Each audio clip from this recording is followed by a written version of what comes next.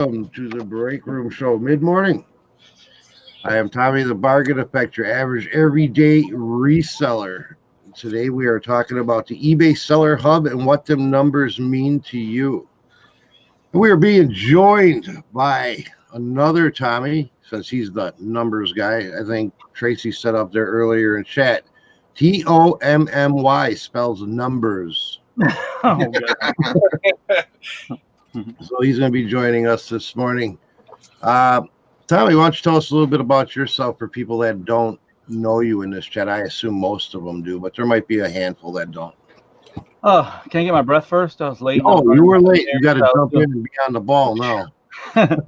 No, well, my name's the real Tommy, and I've jumped into eBay the total wrong way about a year ago. I just jumped in with both feet, put it all in out there, and tried a bunch of things, threw it at the wall, hoped it'd stick.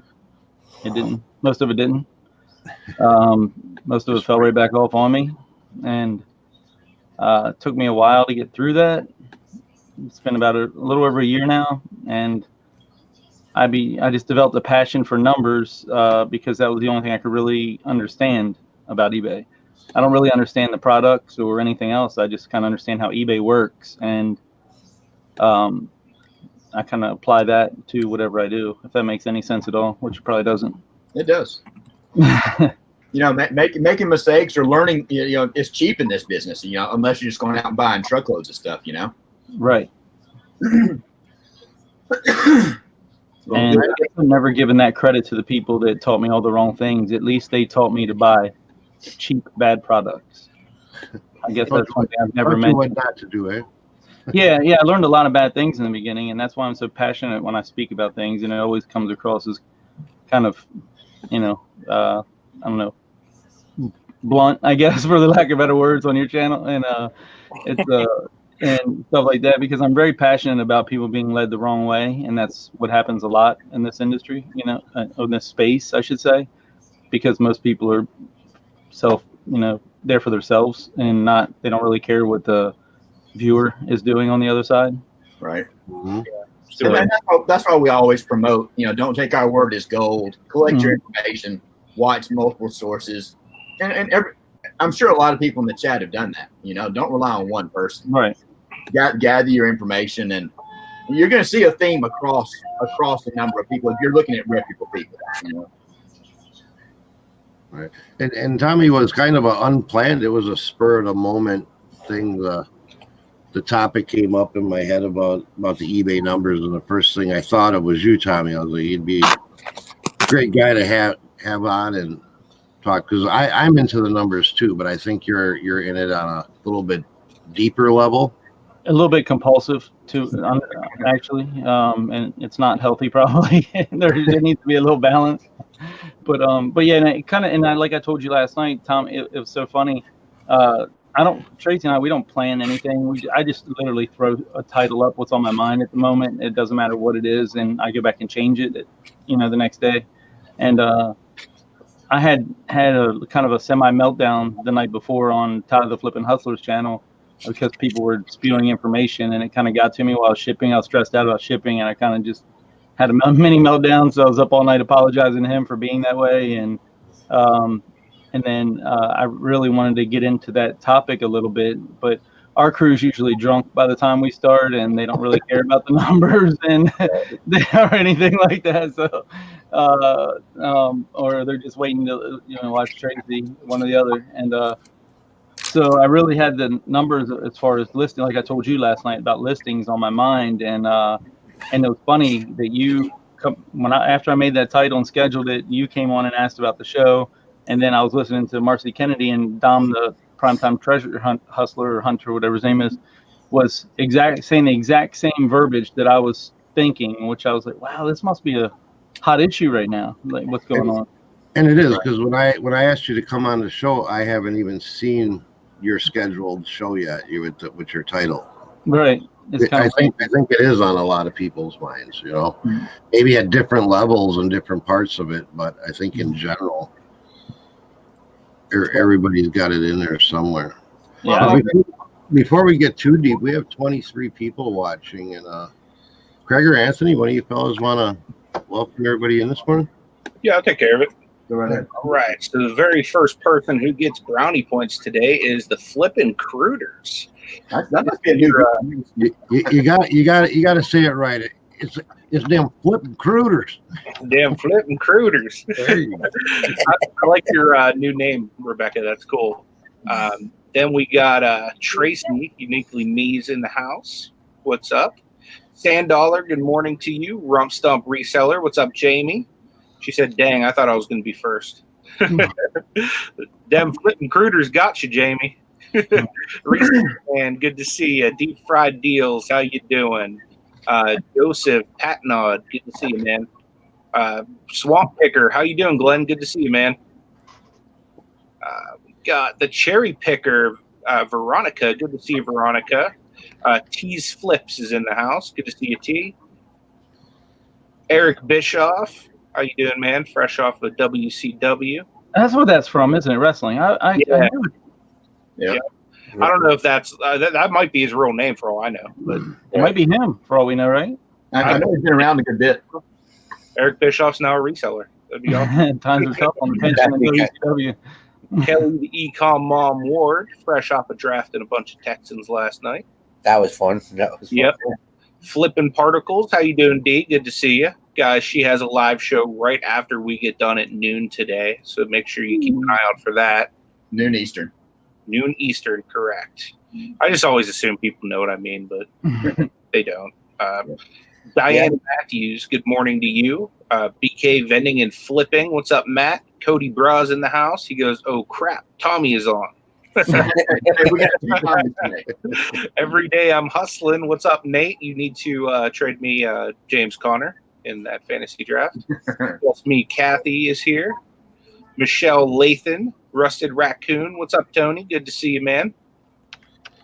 Who else is here? Elizabeth England, thanks for being with us. DC Sales, the master of the license plate, is with us live in person.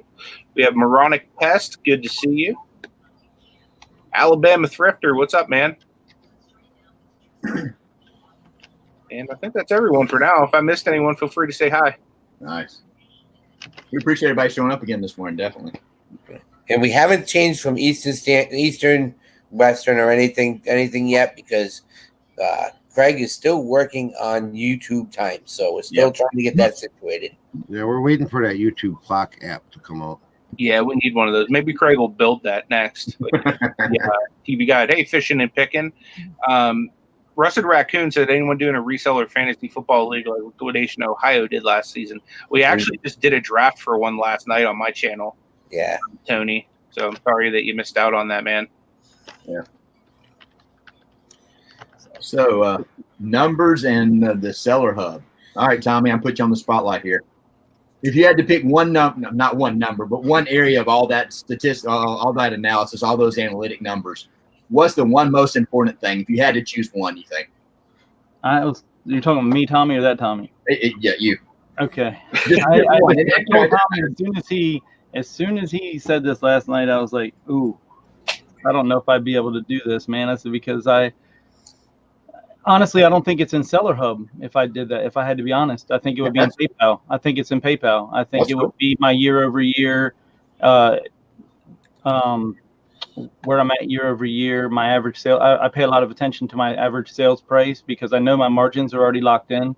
I'm trying to increase my average sale price, and which PayPal does a very good job of tracking all that stuff. eBay does a terrible job at doing everything. So we know that. So that's a big one for me. I agree. Even though right now it's not really working because I'm forcing myself to funnel through the mess that I have instead of buying new product. But I was on track, and that was what I really paid attention to. I think I actually agree with that a lot. And a lot of people I notice don't know where to find their average sell price. And that is right out there in front in PayPal. When I click on my dashboard, it's actually off to the left and down to the side. And so that probably is the most important piece of information. Well, once you have all your other numbers in line, I would say, because average sale price means nothing if you're not making your margin, right? You know? Right. That's the biggest thing there. Once you get that locked in, I think in the beginning, my biggest numbers were bills, making sure that they were less than zero. My bills in my mailbox were zero versus, Sure. that was the biggest Exactly. one, I hear you there, man. because that's the struggle, because the inconsistency when you're learning. And I did something very ballsy, for lack of a better word. I have a very good income in my full-time job, and I put in for family medical leave to just went all in with no resources to see if I could sustain it on my own without UPS. And that was rough. I mean, in the beginning, that was, rough, but it made me learn really fast, really fast because I have a lot of bills, a lot of bills, and it was not, it wasn't easy. And I did it again this year, because you can take leave every year for 12 weeks once a year. Yep. And I did it again this year to try it again, just to make sure before I make the plunge into giving up a lot, because like I said, it's not just that, it's the benefits, the pension, the 401k, all of it. But I don't have happiness. I don't have family. I don't have anything. When I go to work, everyone's asleep. When I get home, everyone's asleep. Right. So Yeah. And I that, totally understand that. I was a executive chef for 10 years and seriously had nothing. Mhm. Now you know I'm disabled now and I'm home with everybody. It's still trying to figure out where the next bill is going to come in and what are we going to do. So that's why you have to hit it hard. My struggle is shipping still. Still working on that. That's my struggle. that's everyone's struggle. That's the hardest part of it all, I think. I mean, anyone can buy something low and sell high. I mean, that's it. But the shipping, you can lose it all. you can lose a lot on not knowing, understanding shipping, but Right. the physical activity. I don't know if you were talking about that physical activity of doing the shipping. I have no problem doing shipping physically because I know there's direct money I've already received because of that. But yeah, not understanding shipping can definitely kill you. Right. You don't understand it, Derek, or is it just that you have trouble getting it out, like to the post office? No, that's not a problem now. Like the boys are helping me with that. Okay, cool. It's just making sure that the box is right. Like the gentleman that I don't go to the post office. I go to it's an independent part that is in a gas station, and the guy that works there has been working there for 30 years. And literally, I go in with my boxes, and I sit there, and I'd be like, all right, what did I screw up on? And he'll be like, nope, this is wrong. Let's do it. And he'll sit there with me for 10 minutes and make sure that everything, he's going to give me the best rate that I can. That's cool. So you're going to the post office or that place and paying for retail shipping? You're buying your labels there? Yes. Yeah. That's costing you money. Yeah. Right. Yeah. You're probably wasting. I hate to say, you're probably wasting a lot of money doing that. Dude, when I come down there, I'm going to help you with that. Yeah. I said, we'll get everything situated. Seriously, Yeah. you'll be in good shape. Yeah. I don't know what the difference in retail and wholesale or whatever as far as eBay for shipping, but I'm sure it's a good bit of difference. Right. Like I know UPS. I don't know the post office, the counter rates, but I think it's like I'm almost positive it's like 30% more. Just like UPS is 31% when you pay counter rates over the normal discounts, and I think the post office is like 28%, if I'm not mistaken, over the normal rate, which is substantial. Yeah, there's a variance in USPS. I mean, the savings between it's top rated sellers and whatever.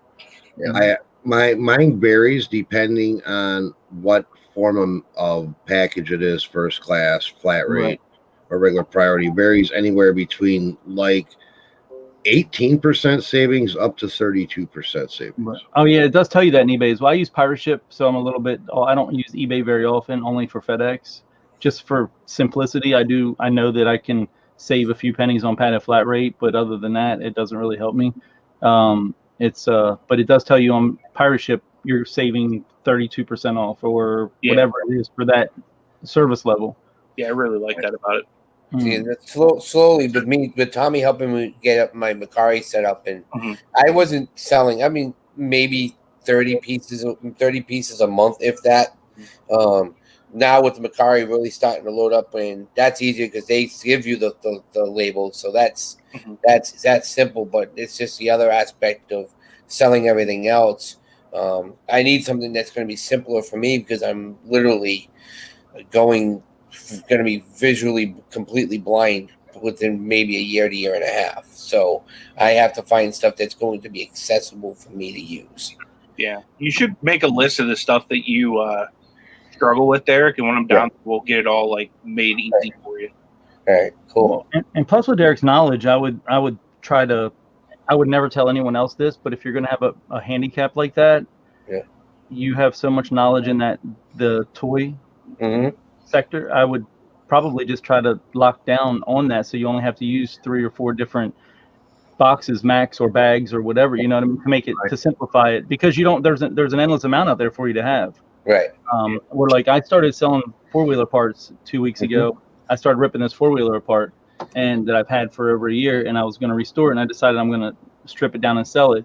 And I want to tell you what, I've had to do more shipping changes in the last 2 weeks, shipping bumpers and things that I've never shipped, that it's blown my mind. And a lot of people say, oh, there's no difference in, you know, priority versus pirate ship. I'm going to tell you what, yesterday alone, I saved $100 on pirate ship going cubic versus That's eBay. awesome.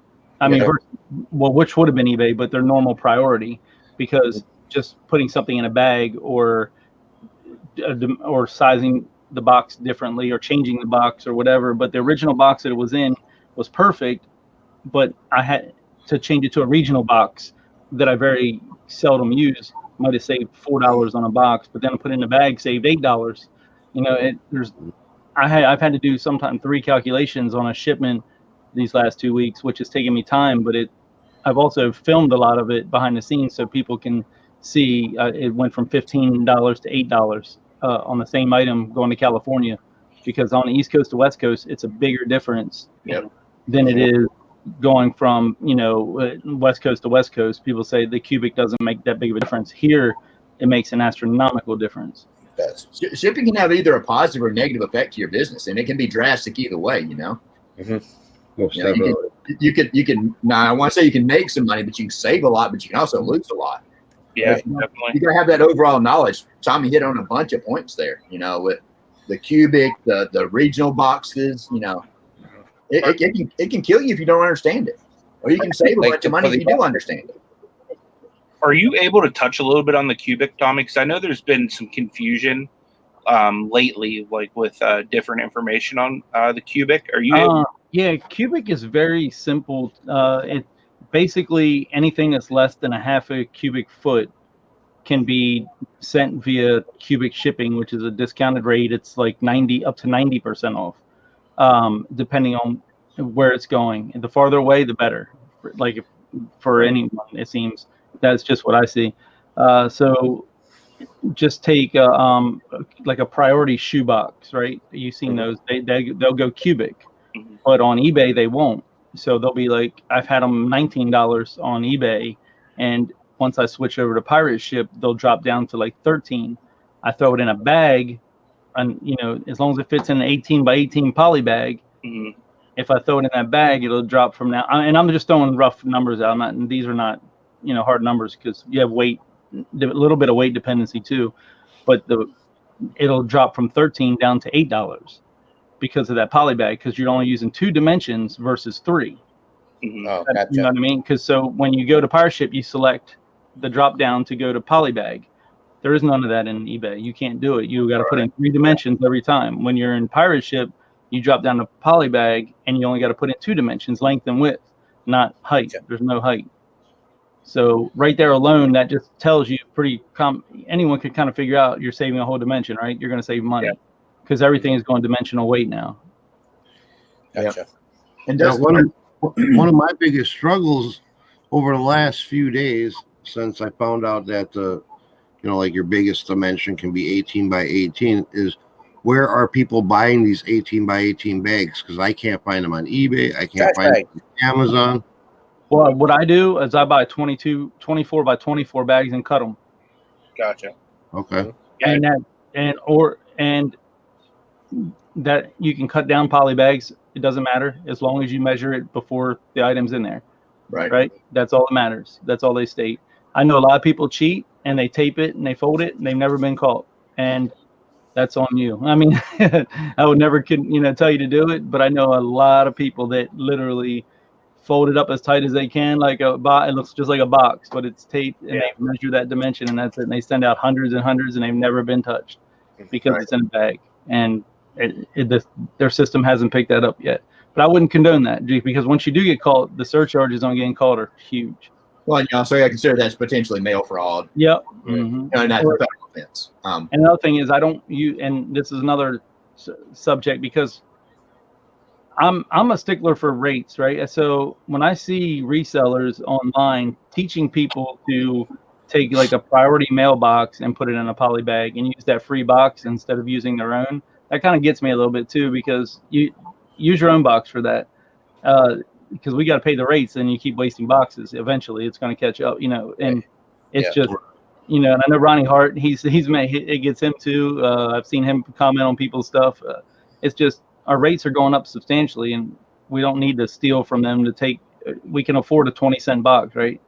I mean, yeah. Another thing you can do with pirate ship. So you do 90+% of your shipping through pirate ship. Absolutely, yeah. Unless it's FedEx, which I have a corporate FedEx account, which is 90% off, and I don't use that very often. Only on big stuff generally. Right. But when you use pirate ship, you can actually use your PayPal debit card as a credit, and you get that 1% or whatever back as well, right? Exactly. Yep. And I do that with my eBay fees as well. I pay them. I try to pay them daily, which doesn't ever work out for me because I forget and end up paying them like weekly more so.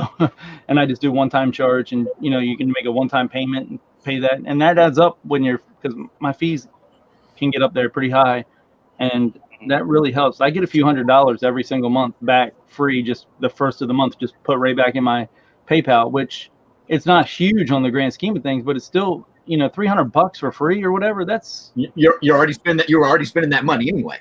And it's not my money. I mean, it's just free money, because if I would have put it on my normal credit card or debit card, I have some that are. I don't use credit cards anymore because I'm not responsible. I'm like a kid, like a kid with credit cards. But so when I did, I got points back, but then I would just go buy something else dumb, but it's a lot harder when it's your business debit card to do that. Right. No, not just last month. Not in July, but I think it was June. I used nothing but pirate ship for the whole month, no matter what. Even if there was like a little bit of savings on eBay, I still used pirate ship, and I had it linked to charge my eBay business or PayPal business debit card, and it processed it as a debit card, not a credit. So I didn't get that 1% back. Now, what do you have to do? You have to buy the credit and put it on your pirate ship for it to do that? I don't know. I'm not sure. I would have to go look at that and tell you. And I could not even be getting, because I do everything on it. So I could just not be getting anything on there and not knowing it. But I'd have to do the math. Because I do my fees. I do everything business. Any expense, anything on Amazon. I have a PO number. Anything. I mean, I run thousands and thousands through it a month, and a lot of things I don't get credit for because it's a debit. So later today, I'll actually dive into that and get a hard answer and see if I'm getting, because they don't really break it down for you. I don't think. I think it's just, I've never looked. Just a lump sum, but you can't dig down into the details of that. Yeah, I don't know. I've never tried though. I would have to log. I don't think you can, but that would be interesting to find out. Because I don't want to tell anyone wrong. It's possible that it's gone through as a debit, I guess. Because I did it because I wanted to actually see how much cash back I could get by using pirate ship. So maybe those little savings, between pirate ship and where eBay is going to save me a couple of bucks on something once every so often.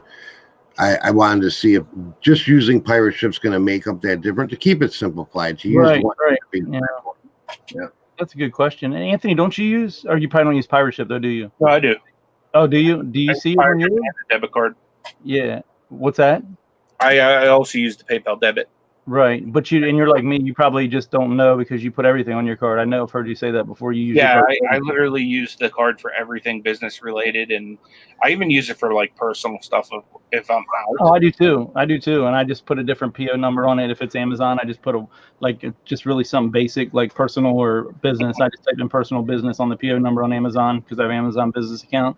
Yeah. I mean, there's nothing wrong with that. I mean, it's as long as you keep it separated, they don't care. And, I mean, the government don't care. Have you ever taken your card to the ATM to like withdraw money or anything? Yeah. Like that? Oh yeah, absolutely. Yeah. I've done it many times when I go to do buys, like any local buys or pickups or anything like that. Absolutely. Yeah. And I've had to call them 10 times to get a rate. PIN. What's that? I don't remember setting up a PIN when I got it, but I assumed since it was a debit card, I'd be able to go take out. Yeah. I think if I remember right, it was when I ordered it, like I had to type it in right there. But you could call them and they can reset it for you. I want to do that because I've been taking an extra step. I've been transferring the money to my personal bank account and just withdrawing it from there. Right. Which then it just is a little bit more of a paper trail to try and figure out a tax time, which can be a pain. I try to keep it as simple as possible because I'll be the first to admit paperwork and that kind of stuff is my kryptonite. I need the way I was able to track it and know that I didn't get any cash back from using this through private ship is because we have 2 PayPal business cards. So I have one and Destiny has one, and I do everything through PayPal that's business related. So for that month, all like the store transactions and ATM withdrawals and all of that we did on her card, and my card was strictly being charged for the pirate ship. And then when you go into your cards in PayPal, you can see what you're accumulating in your cash back throughout the month, and it never went anywhere on my card. I don't even notice it until I get that line item in the ledger showing, hey, your cash back for whatever amount, Yeah, if you click on your card information on the left hand side of the screen, I think it is, it'll take you to your 2 cards, well, like us with 2 cards, and it'll show you this card has earned this much cash back so far this month, and this card has earned this much cash back this month. Craig, 50 Canada asking a question here. He's just trying to try. Has anyone talked about how to pull up the Seller Hub on eBay's phone app? No, I heard somebody talking about that yesterday somewhere. You search on? Yeah, I've never really had the seller app come up. I mean, outside of hitting selling, and it gives you like what you've done in 60 days. I use the browser. I use Chrome and just request desktop, and I run my sales and promotions off of that.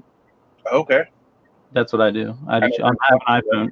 I have an iPhone, so I don't know, what they're on. But they really need to come up with a sellers app just like Amazon does. eBay is, they're just preparing for Y2K at this point. literally, that's it. I mean, they're the most ridiculous. They're so antiquated, and they're ruining their own business, in my opinion, because they make it so cumbersome for everybody. It says go to help. I've never used help inside of that. Yeah. I really don't do a lot from my phone except for take pictures outside of the app, and I add pictures to a listing from my phone. That's about all I do. That's about all I do with mine for eBay too. Deal with offers when I'm out and about. That's it. Yeah. Yeah, I do almost everything through eBay outside of like running promotions and like Seller Hub stuff. But I know somebody that does their whole business from a phone. They don't even have a computer. I do mine all through my phone. I don't really ever. I look at the website and my head just starts spinning. It's just so cumbersome. Right. Especially with the shipping policies. Every time you make a listing on your phone, it makes a new shipping policies. I think I got 3 million shipping policies. It seems I got to go through and delete just to. I can't even. Half the time I try to. Like yesterday, I had a glitch. I was telling Tommy last night, I had a really bad glitch. All my stuff was on double sale. So because the sale ended, but it didn't reset the prices. When I put it on sale again, it doubled the sale. I've had some problems recently where I end a sale and it gets stuck in pending. Yep. Well, mine did. They weren't even showing up red anymore. They were just priced at that point. And wow, it is ridiculous. And the only reason I would have never caught it, because I don't go in and look at my prices. Who goes in and just scrolls through their prices every day? Maybe I should. I don't know. Maybe it's just me. I wouldn't have caught it until I had a sale. And I was like, how the hell that sells so cheap? Mhm. Like, and then I called. I was like, oh my Lord! And now I'm scrambling, and I come downstairs, run downstairs to the computer because it's faster, but I just generally don't do it to do the promotions on the computer. And I get down here and it wouldn't let me. I had to manually go in and adjust every single price one by one back to normal price, or what I even remember I thought the normal price was. My prices are so far off now, probably I have no clue, because I just was in a frantic mode to try and get the prices back up before I lost 80% of all my sales. They were like 80% off everything in my store. Yeah, you actually can get to the seller hub. It's pretty. I never knew that. Now, is it in the app or in In the app, how did they do it? you go to open up the app, go to my eBay, go down to help, Mm-hmm. and then in the help bar type seller hub, and then a thing will pop up that'll say go to seller hub. Does it just open it in whatever browser you have as your default browser, or is it open? It looks like it's opened within the app. Which is probably just opening up a browser within the app, if I had to guess. Yeah, that's just a browser window. That's not an app window. Let me tell you that. It runs as quick as Yeah, the app. It runs faster than like if I opened it in Safari. that looks like a mirror of the app. A mirror of the website. It's real. See how small it is? Like you got to. Yeah, It is. I'm actually testing it now to reload one of my sales. Yeah, because if you go to marketing, your promotions, and let's see, you see, okay, see how you got to scroll all around to get to that. Yeah, that's just like Chrome to me. I mean, it's not as easy, but I was always dragging, like when we were going out of town or whatever, I was dragging my laptop so I could open it up, just to refresh a sale or something like that. I didn't know I could do it from my phone. A little bit more of a pain, but not as much of a pain as dragging a laptop, pulling it out, plugging it in, connecting to their Wi-Fi. They really need to get into the 1990s and give you the ability to do some of this other stuff inside the app. And that's here's how I can tell you. If you look at my screen, if you want, sorry, I'm on the wrong one. This is because I do this all the time on my phone. My promoteds. If you look at my promoteds, let me turn my brightness down. This is how I can tell you they're just mirroring Chrome. They're just pulling up Chrome within the browser, because this is what my promoteds look like. God, that's bright. I've never been down there, guys. So big, Tommy. You can if you want. Like, this is why, if you make it big and you look at other Tommy, can he make? Oh, I'm sorry. Yeah, absolutely. Hold on. So this is exactly what it looks like in Chrome. Like, all the numbers are jumbled up. You can't read them. Oh, wow, yeah. Yep. See that? So that's exactly all it's doing, is mirroring Chrome. Yeah. As what it's doing. So if you open up a Chrome browser, and you can take me out and go just request desktop, that's exactly what it is. Okay. Yeah, I know there's one thing I wish they would put in the numbers or give you the ability to do that would help you with average sales price and not really accounting, but just getting a good picture inside of eBay, is allowing you to put in what you paid for an item. Seems like a simple change, but I think that's valuable. You mean so that they would calculate it would be able to calculate the fees and the profit and all that within the item? Yeah, and that's a pretty simple. It's one text box you put in and a quick calculation. Right. Yeah, I mean, Amazon does it. I mean, with their third-party apps and things like that. Hey, Tommy, you can take me off now. I'm getting complex. Getting two of those moving around on this phone. Oh God. I think that would be cool. And it's probably a pretty simple change. I don't know if there's any reason they wouldn't want to do that. But obviously, if you put that in, they're going to own that data to some respect, But I'm curious how the seller hub's going to change with the managed payments, or if it's going to make any changes, if it's going to be any more real time. That's always been one of my complaints of how non-real time the account ledger is, for eBay. So I haven't been looking at the chat, but I see someone just had a problem that I had for ages. Rump Stump Reseller, they said they can't pay their fees every time they try. eBay says there's a problem with PayPal. I had that problem for 6 months. It told me to figure it out. I actually had to call eBay several different times, and they did nothing because I had an PayPal account linked to my eBay, even though I've changed everything over to the new one. eBay's not smart enough to use it. It's so weird. So I had to actually get Facebook for Business to go in and do it. And it took 2 times through them. It took me like 4, 5, 6 times to get it actually right for someone that knew what they were doing to get the old PayPal account removed, because that's what I originally set my account up with. Right. Yep.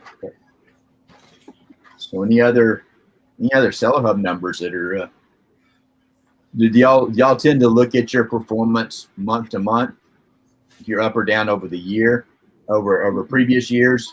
Because it does tell you where you are as compared to last month and last year, right? Mm-hmm. Yeah. Did Tommy tell you about that? I messaged him after your last show when he talked about that, and a lot of people don't know that number is based on like one category.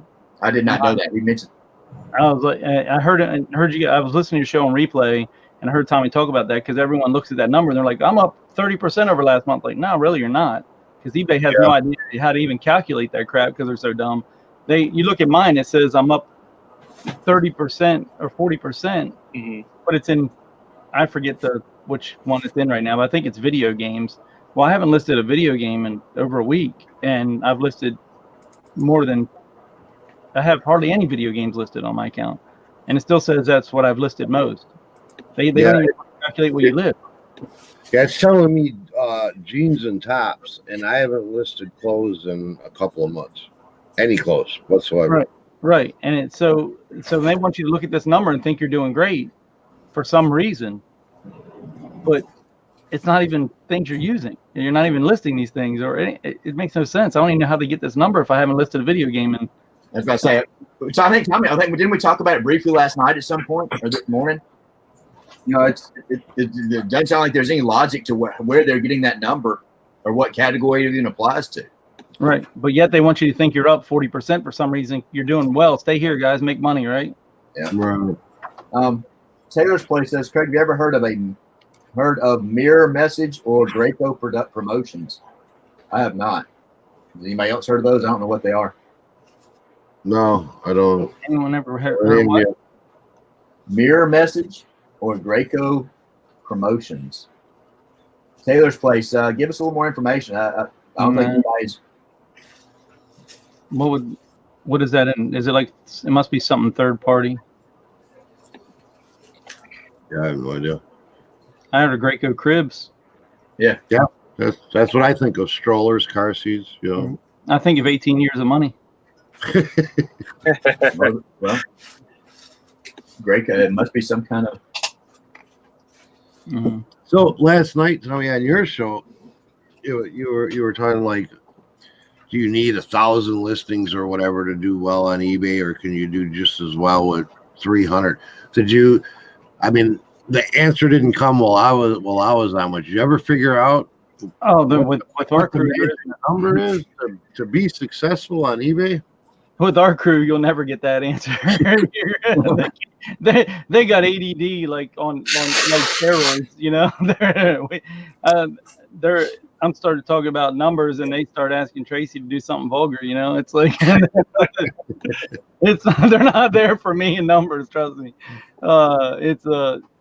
No, and that's what I was telling you last night. I had this meltdown on Todd's show, and I was apologizing profusely the whole night for it, and because I see Todd, the greatest guy in the world, and I see what he's shipping and what he's selling, and in my eyes, he could be doing 1,000 times better with less stress, if that makes sense. Mm-hmm. Because he's got an ungodly amount of listings, and I've been there, I did it. And the old theory when I started was, and Craig will probably, he's been around a long time, it used to be like you're on average going to sell 1% of your listings per day. That was the old theory when I started, I would hear. So that means someone like Todd should be selling 13 items a day. On Monday, he should have 30 some going out, or 40 some going out, right? Because he got 1,300 listings. Mm-hmm. Right. And this is what was grading me, because I was like, that's so jaded. That is an average, I'm sure, somewhere someone's come up with. But if you have 1,300 items that only sell once a year or once every 2 years, what good is that to you at any point in your life, unless it's free? Even if you have to pay a penny or 5 pennies, and the goal for me now, after beating my head against the wall for so long, is to I comp everything that, unless I have a good feeling on it or I want to take a risk, I comp it, and if it doesn't show me it's going to sell within 60 days, I'm not buying it, because I want to turn it fast. I don't care about holding out for a year for $5. The math isn't there. I don't care. There's no financial expert that will tell you, that I've ever heard, to hold out for 0.001% of profit for a whole year or whatever it may be.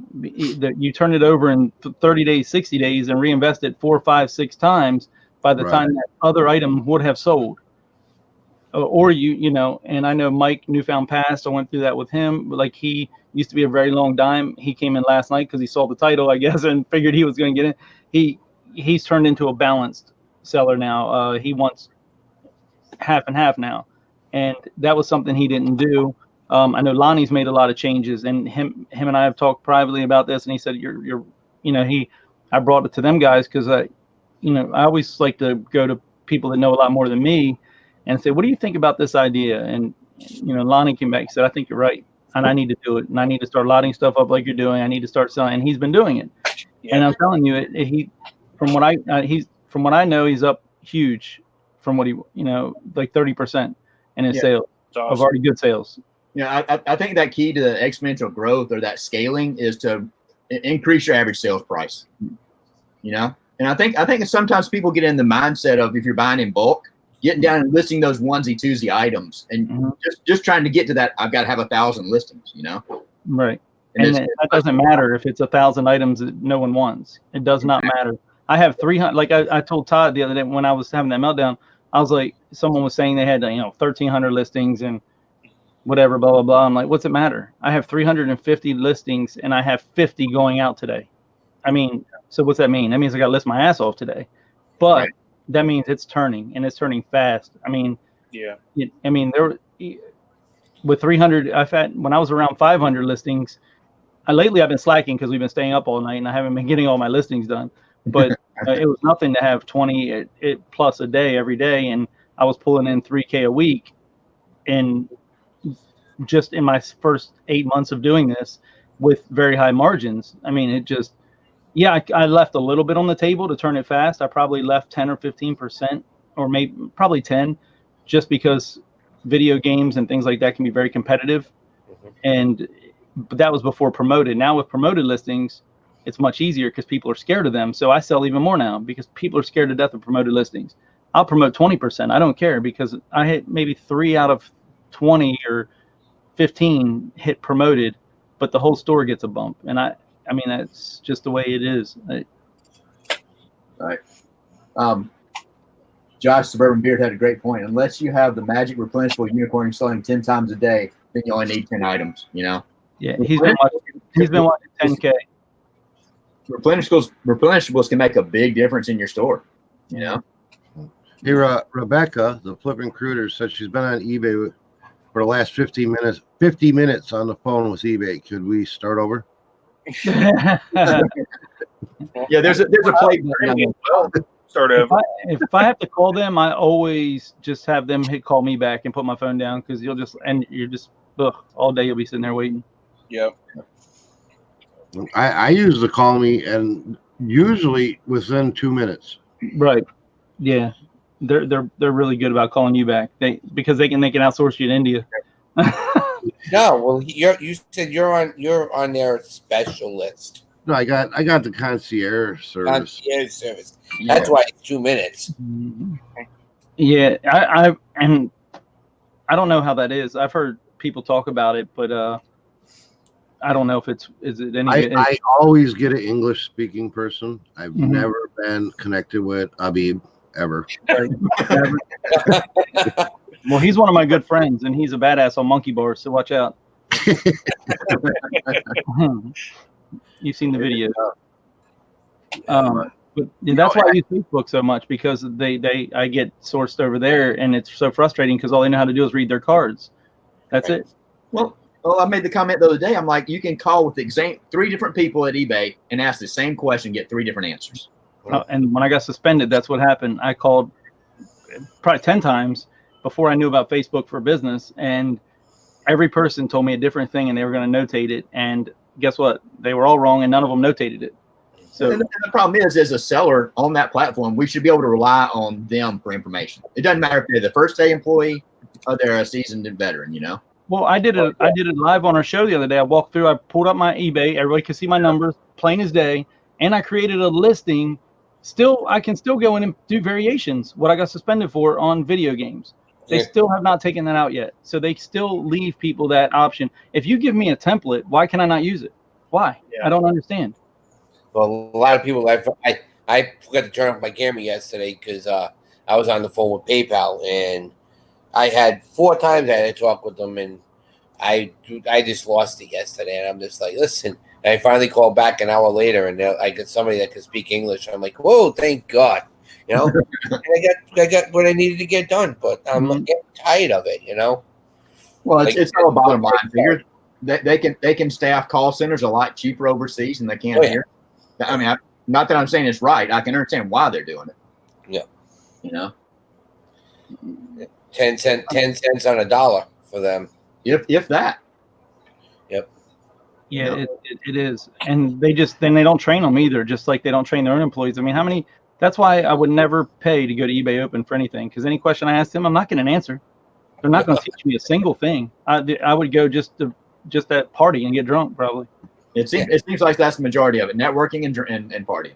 Yeah, I mean, I would never ever. I would buy the ticket for the concierge and never go. That's what I would do, more than likely, if I did it. Yeah, me and Des have talked about going, and I'm not going to pay for one. The ticket prices are just stupid to me. But we'd go down there, and I'm not going to stay. Even if you look at the eBay Open, and you like last year, and you could stay at the Mandalay Bay. Yeah, Mandalay Bay. And supposedly they had this such price break if you bought through eBay. And if you went to the straight bookings through it was cheaper to book right through the motel than to book through eBay's discount service. They're trying to increase their revenue this year, right? Right. Right. Well, yeah, and like I've told Craig, he's heard me say this many times. I mean, you listen to their I like to listen to conference calls. I'm big on that. Stockholders, they got to report the truth to the shareholders for the most part. They can kind of word it a little bit, but that's the only place you're going to get the truth where the company's going. And they have no qualms about telling you they're going towards fees. That's all they care about is fees. They have no plans for growing revenue other than fees. Premier listings, promoted listings, the new premier listings. Maybe we should start our own conference in Vegas, run it at the same time as the eBay Open, and we'll call it eBay Broken. Yeah, I've got marketing on it. I've got eBay closed 2020. Yeah. There you go.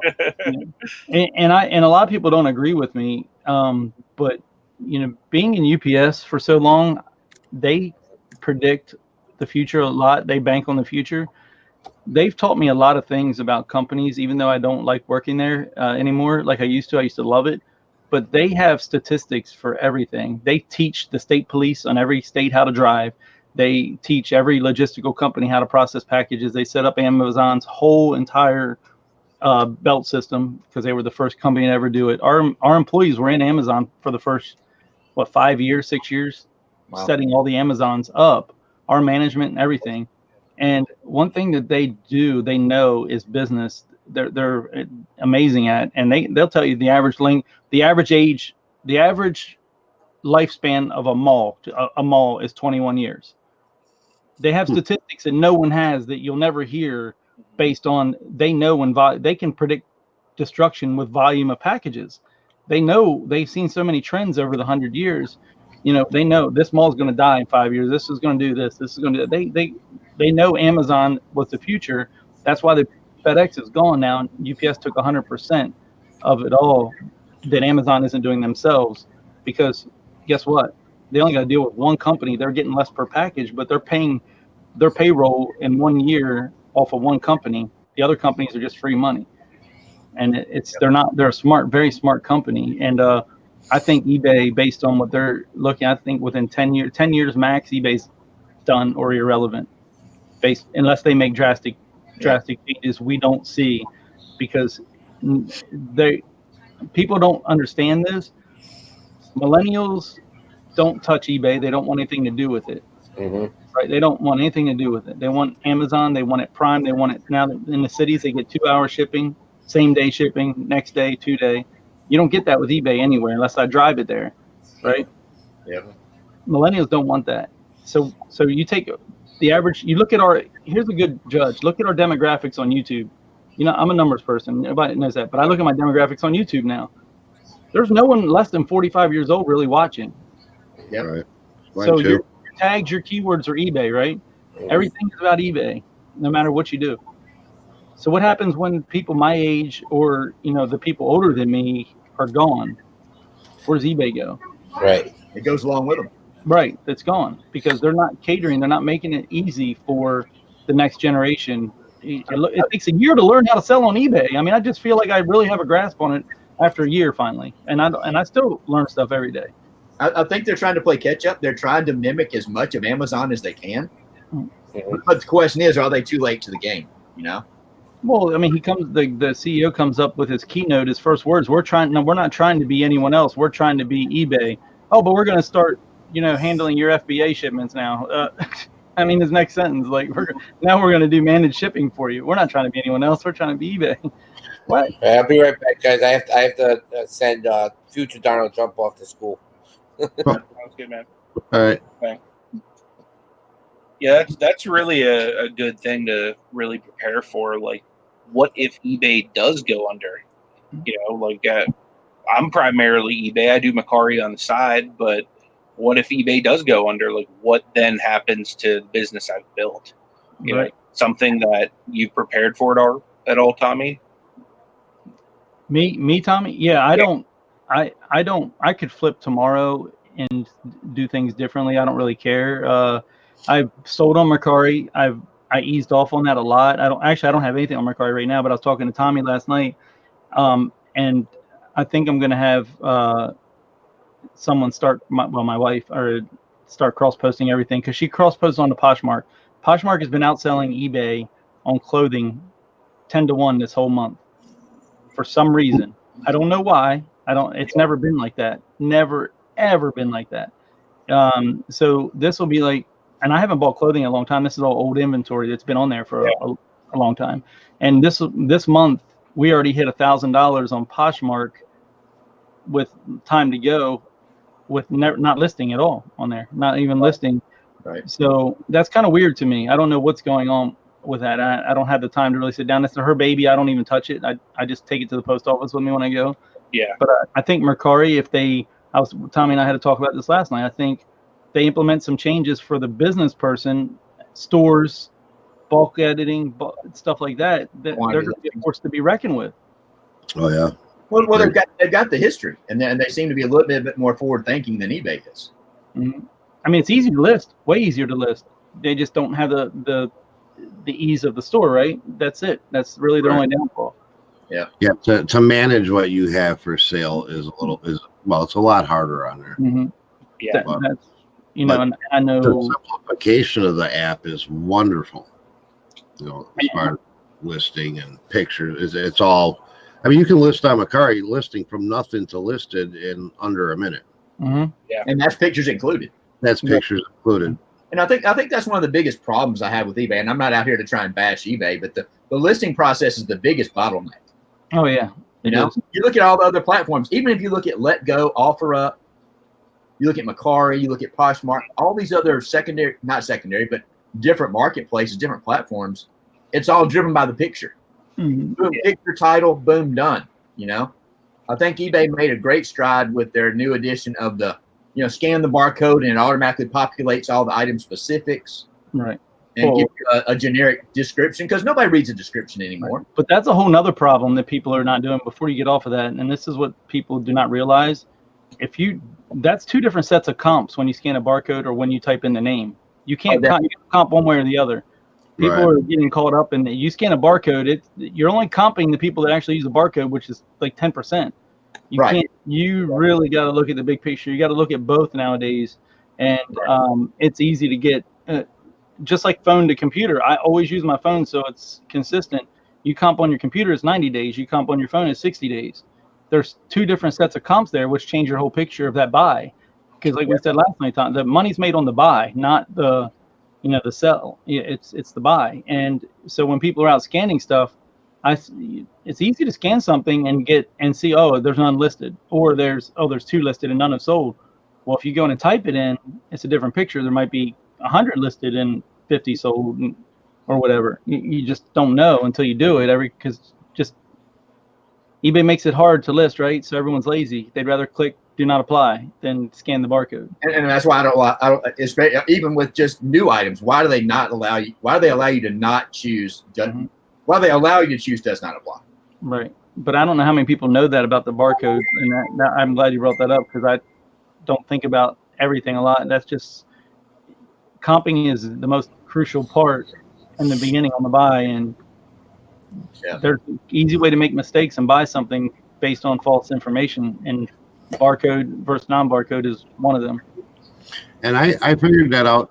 I've been on eBay now a little over 3 years, and I actually first figured out that way of comping 4 months ago. Because I'd be out in the store and I'd, before I had a scanner hooked up to my computer, I would scan it and it would show me, oh wow, this is pretty decent. Then come home, because I didn't have the scanner, I'd type it in and I have a totally different set of comps, and I'm like, I wouldn't have bought it if it comped at this, and I couldn't figure it out, and finally I put 2 and 2 together.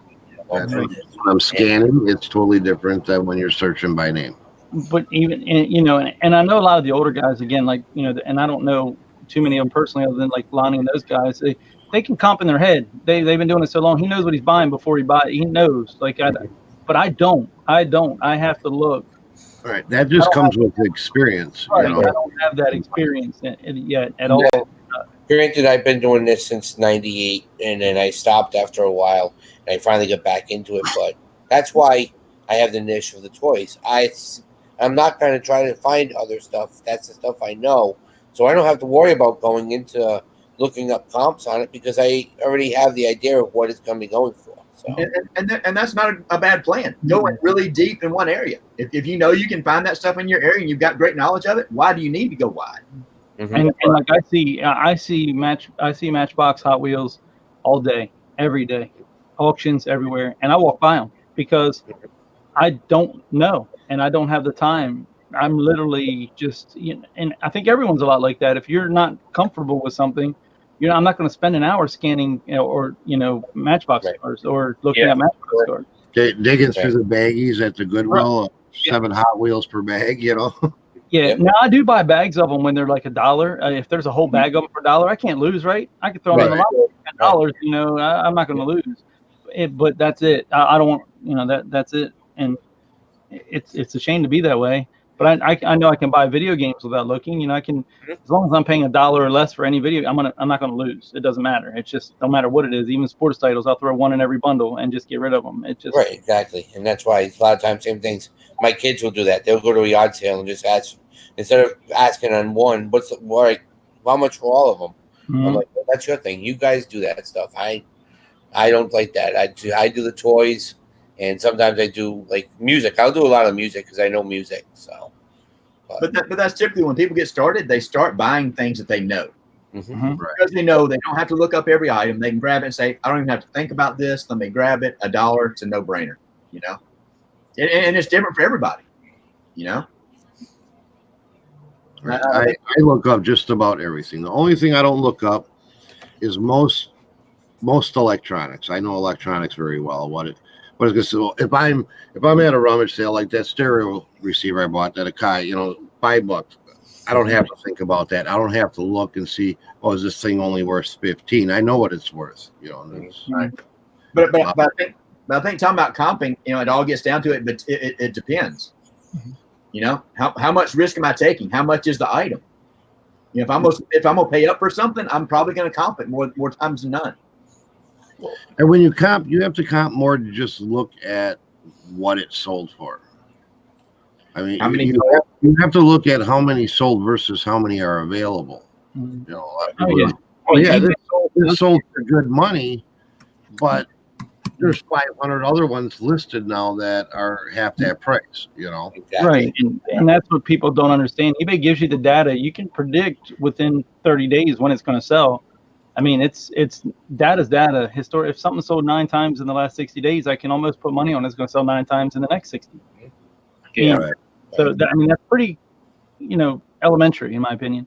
And a lot of people don't understand that. They say, oh, it's so, they'll now, and I'm not talking about antiques or anything that's people that have around that. That's a whole different world that my intelligence level is not there. It's just, there's some things worth you sit on for a year to make a couple $1,000s. I don't blame you a bit. That's fine.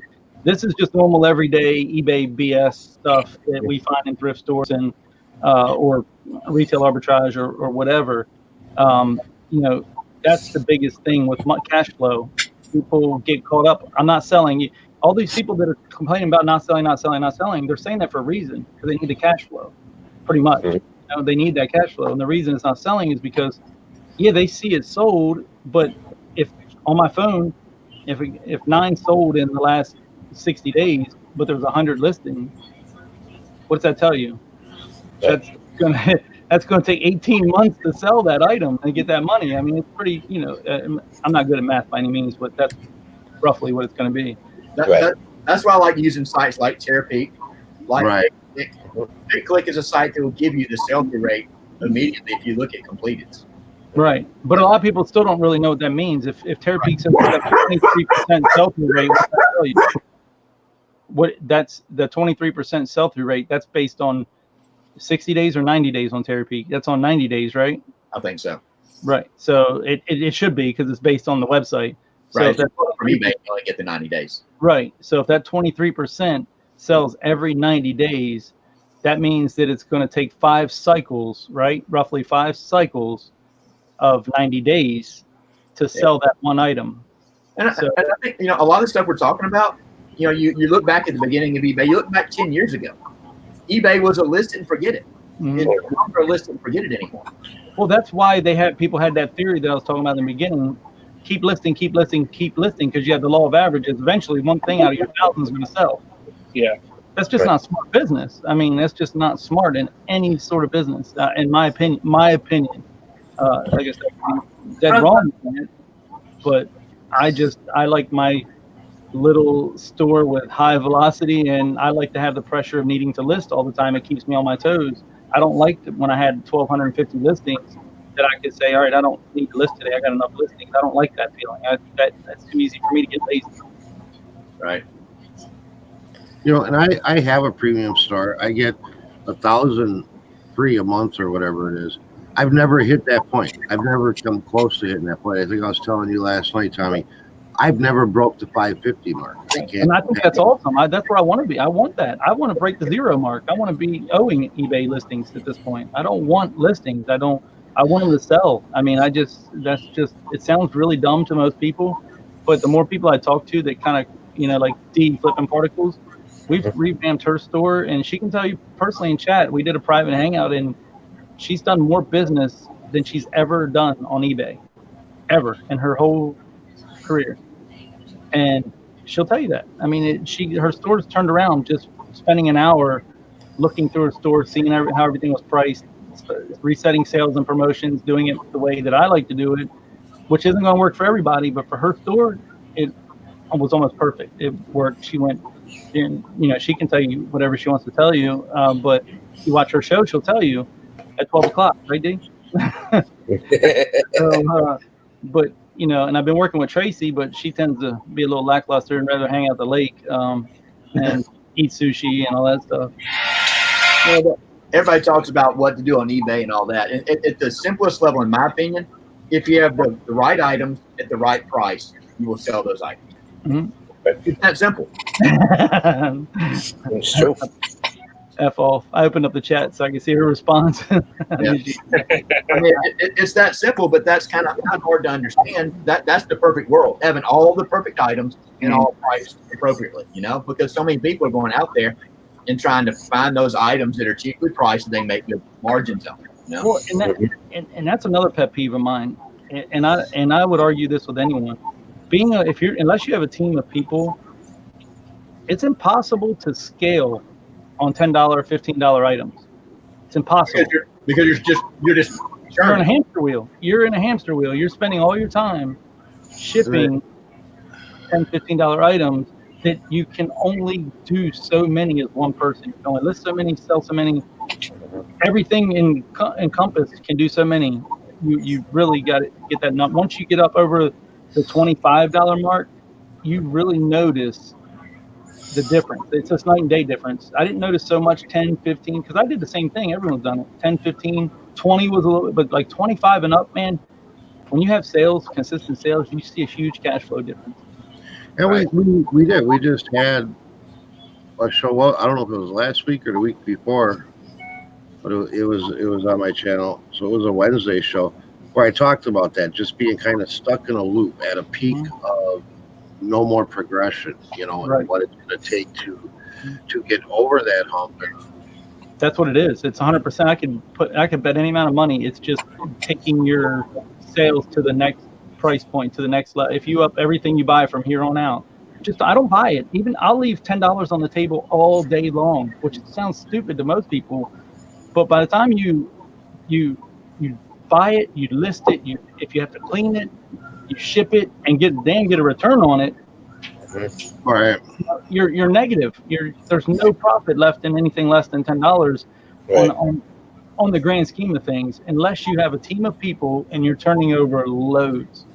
And that's the difference between looking at an eBay and an Amazon. Right. If I was shipping in 10 pallets of something, I made absolutely a piece on every item, and I could sell 2 or 3 pallets in a month.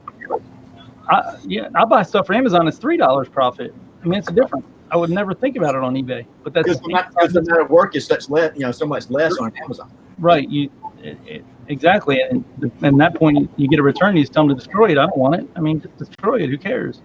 Yeah. But that's where I think if you're having that issue. I had that issue. I mean, everyone has that issue. If you take from here on out, if it doesn't have 20, whatever you're at right now, take it to the next $5 increment or $10 increment and don't buy it. And guess what? You'll do 2 things. You'll be like me. All your back stock's going to start disappearing because you're listing, because you're not buying crap, and then you'll just notice a huge difference in cash flow. What is the whole economic term? Not opportunity loss. What am I thinking of? If I spend so much time on something, I'm only gonna make a few more dollars. Would I be better off spending that time making more money? There's an economic term. Yeah, CD.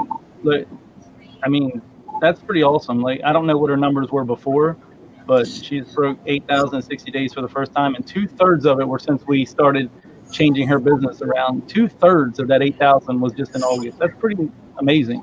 I don't know her exact numbers. I didn't look at that, so I that's pretty awesome. So I saw that. That's the first time I've seen that as well. Jason Byers, and this is a very good point along that same discussion, says that's not always true. I've sold a lot of patches for around $10 profit each, and it's quicker and easier to throw 15 of those in an envelope in a day than it is to pack 3 or 4 fragile items. Small items, if I've got a quantity listing of something, I know Lonnie sold a lot of like those razors, other items that you can quickly pack and ship, but right, it's just tough. Yeah, I mean, and if that's what you want your business plan to be, that's fine. I'm not packing fragile items. I mean, I don't buy fragile items, so I see that as well. I look at everything as a time versus money factor now. Like, that's really what it's all about. You're how much do you want to make per hour?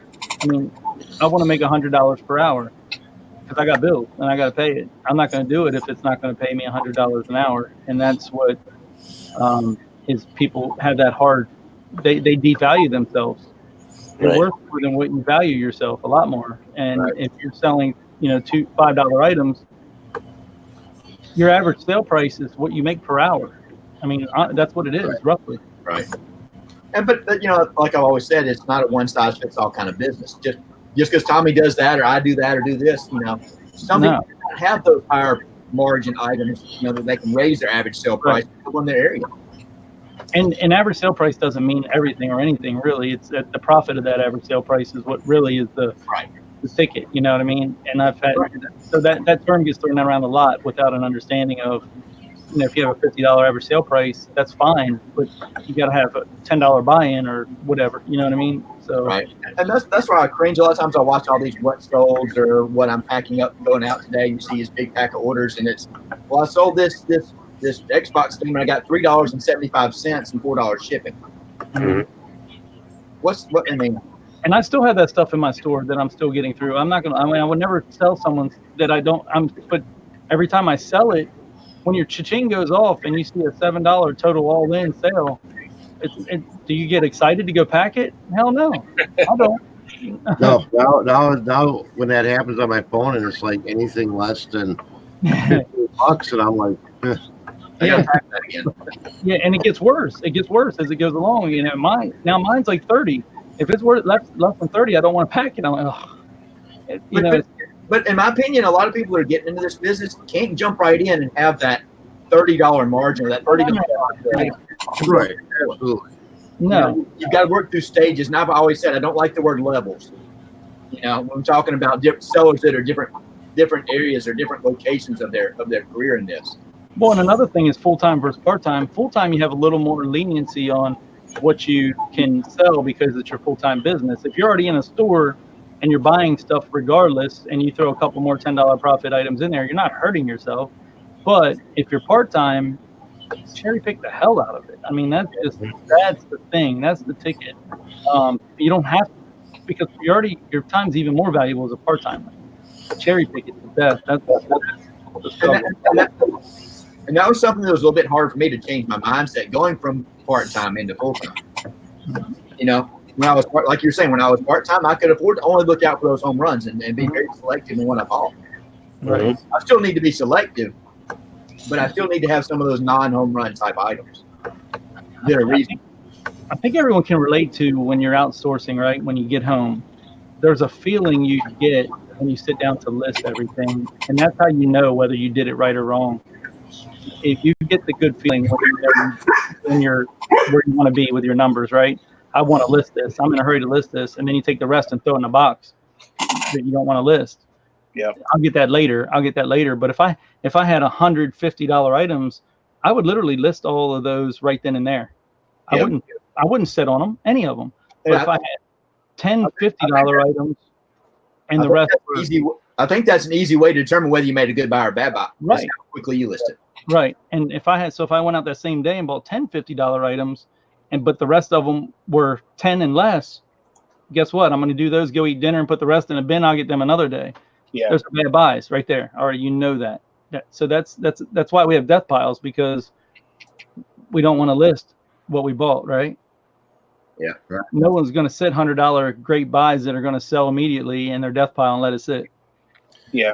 I got a ton of $10, $12 items in my death pile. That's pretty much why it's a death pile, because I'm dreading listing them. It's like, it's not worth my time anymore. I'll save it until I have a bad sourcing time and I don't have anything valuable to list. Right. It doesn't happen because the product's out there. You just gotta think outside the box and look for it. You know. Right. Go donate it, take the tax write off, and move on. We live in a rural area. There's not we got one little thrift store in our town, and then another one about 30 miles away, a Goodwill 30 miles away. I can find stuff 95% of the time I go look for it. So it's out there. And if I want to move to a metropolitan area, so the product is even more available. Yeah, that makes Higher product. Yeah. I could buy $10 shit all day long around here, but it's not exciting anymore. It was when I first started. It's just that's not no more. Now it's like you say, it's too much work for the money that's coming in. Take that $10 item, get on your hamster wheel, go for a ride. Yeah. Right. And again, and I'm not saying that's like for everything, but if you have a replenishable, or we're not even talking about that. We're just talking about everyday new. We're kind of geared towards new people, I guess. Right here is what we're gearing towards, like starting out, like not trying to give you what I've learned in the last year the hard way of failing miserably a lot of times, and because I see a lot of new people in chat, and like there's a guy, and I'm sure you all seen him, who blows my mind. Paul Turner, you've seen him, I'm sure, in chats. Yeah. I've seen him forever in chats, and I didn't realize until talking to him privately, he sat for like, I think he said 6 months just watching streams before he even started. That's pretty awesome to do that, because I don't have that kind of patience. If I see it 5 minutes later, I'm going to the store. You know, I'm just starting. I'm jumping in, all in. You know, no arm floats, nothing, right in the deep end. And I envy that. And he asks a lot of questions, and they're good questions. And he's doing it. And I've given him advice, and he's given me back counter advice that's even better. And he just started. And I'm like, holy shit. Like, this is pretty crazy. Like, I was like, why don't you get a store? He's like, well, because in 6 months I'm going to do this or this or this or this. I'm like, cool. I think about the next 6 hours, not 6 months. But that's what I really liked about this community, and I've always said it multiple times, is don't judge somebody by the size of their channel. Yeah. Don't judge somebody because they're on a panel. Don't judge somebody because they're just in the chat. Mm-hmm. There's a lot of good information out there, and it's very much a give and take kind of relationship with a lot of these people. You know? And I've learned stuff from the worst people I've ever watched on YouTube. Learned little tidbits or been able to reverse psychology something terrible they said that sparked something for me to think about it in a better way. And I'm like, right. Oh, what, you know what I mean? Like, it's just I watch bad people, like really, really, really bad people that I look at their store and I'm like, like my store is nothing great right now, and mine makes they're making a lot of money on YouTube, and oh man, it's crazy. And people just cheaply listen and follow and listen to every word they say, and that's where it gets frustrating, because then they finally eventually come around and find people that, like I did. YouTube has a way of sending you to the wrong people right from the gate. Big numbers, you know, bulk subscribers, blah blah blah, whatever. And then it takes you a few months to figure out this shit ain't working. This is like terrible. You know, and then you start finding your way through the community, and it's a cycle. It really is. Well, yeah, it's YouTube is crazy. It's just like any search engine, though. You know, with Google or eBay or anything, they're trying to predict who you want to watch, and you know, like you're talking about, the larger number of subs, the larger number of views, you're going to get promoted. You're going to get pushed to these people. And I've always been a firm believer, and there's two really camps in this industry, or this niche. You've got those that are out there doing nothing but marketing something. And you've got the people that are out there trying to give you information. And even a third place. There's people out there for nothing more than entertainment. Well, and then there's a whole nother one, which is the biggest sellers who don't do YouTube because they're too busy selling. Yeah. Right. And that's the ones you really want to find, because they're not on here wasting time.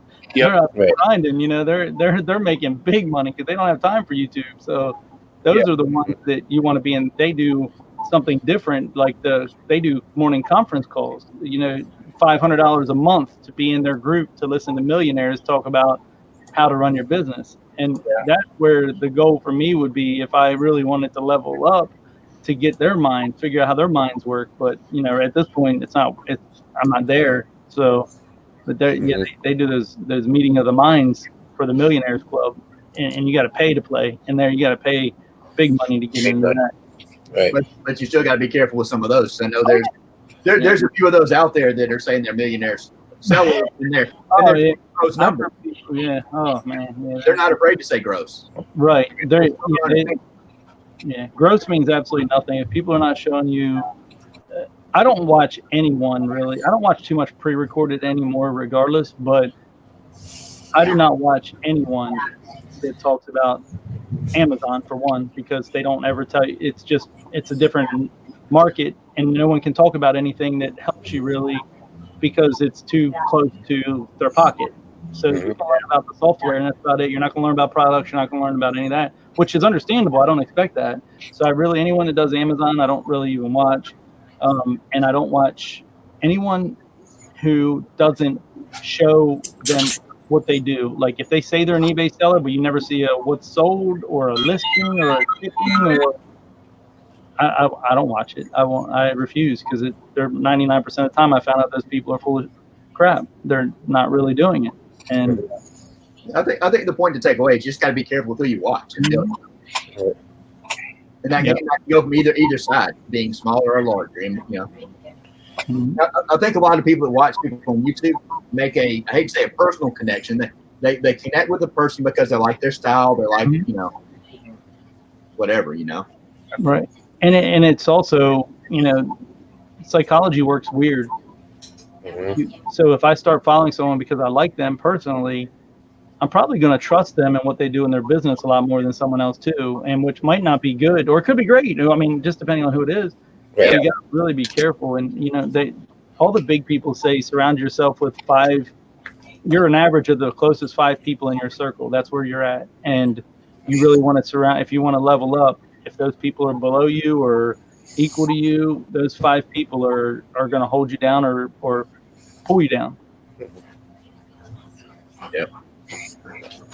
True that. Yeah, Tommy, we did get the specifications from the track, and lane 2 is fine now. I don't think so, man. Did you get it fixed? What was wrong with it? I'm watching, like, how did he put that car on? Did he put that up on the edge? Did he?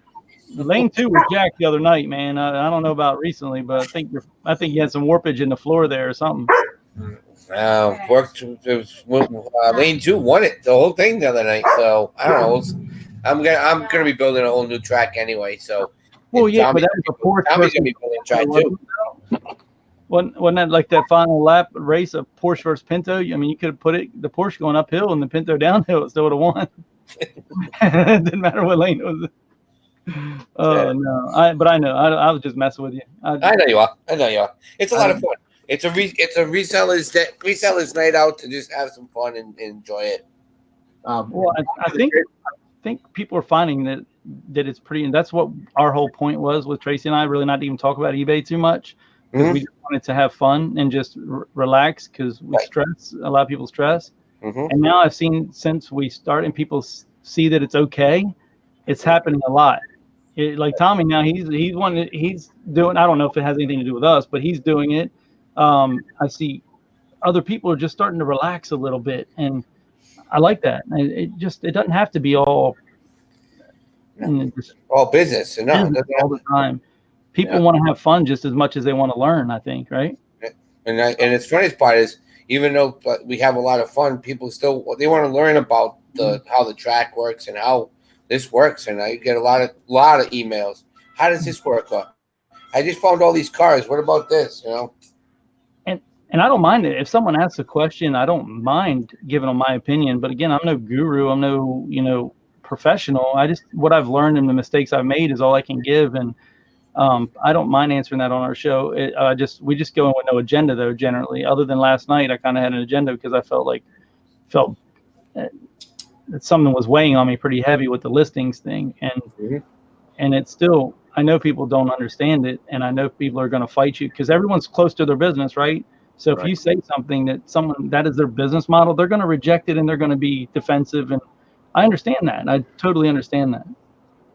But that gets back to the whole saying that it's not a good fit for everyone. It's not one fits all. It definitely. Just starting a certain way doesn't make it right or wrong for me or right or wrong for him. It's what he's chosen to do. Right. Yeah. And that's where you have to take a lot of this information you get on YouTube. But you soak it all in, analyze it, and determine what you might pick parts up from Tommy. You might pick parts up from me. You might pick parts up from whoever. Mm-hmm. Right. But the moral of that story is, if you don't enjoy it, it doesn't matter what you do. It's going to be miserable. You have to take what you like, make sure you enjoy it, because that is where I was. You can make more money in certain ways, but is it going to be what you like? Is it going to be enjoyable? I don't enjoy looking at inventory. I hate it. Some people look at it as a savings account or future sales. I don't. Anthony's trying to get back in, Tommy. Oh, sorry. I don't like that personally. It kind of stresses me out, unfortunately. It takes up a lot of headspace to look behind me every day and see the crap that I have. And it weighs me down. And I don't know if anyone else feels that way, but I don't. It is very heavy on my headspace, the back stock that I have.